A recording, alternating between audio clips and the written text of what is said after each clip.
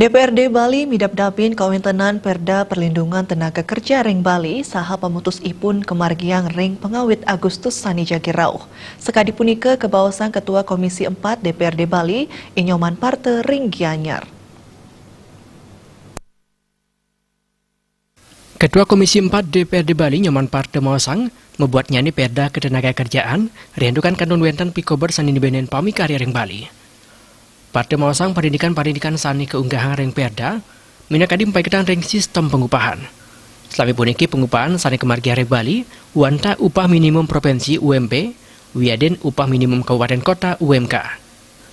Parte ngawahin kanun akeh perusahaan sani karyawan mekarya kontrak wiaden daily worker saeswe pisan pemargine.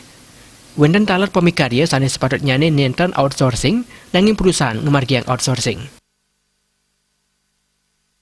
Banyak persoalan. Satu menyangkut tentang masih banyaknya sistem tenaga kerja itu dengan dalam bentuk kontrak atau DW yang sangat berkepanjangan.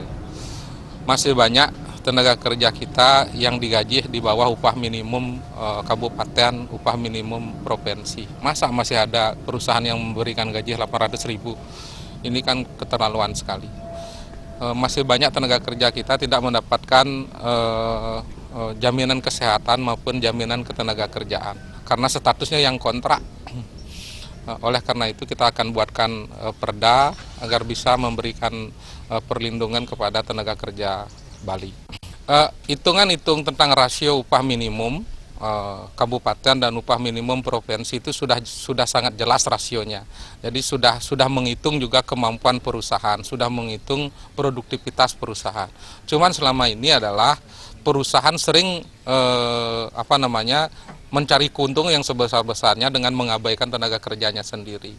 Seharusnya tidak begitu, seharusnya saling menguntungkan bahwa tenaga kerja harus diperlakukan dengan baik karena dia bagian dari produktivitas perusahaan. Kewenangan Perda Perlindungan Ketenaga Kerjaan Ring Bali puniki kapriang Presiden Ijen kasuketan majang para pemikarya Ring Bali. Jok kami Wahngurahwira Bal TV.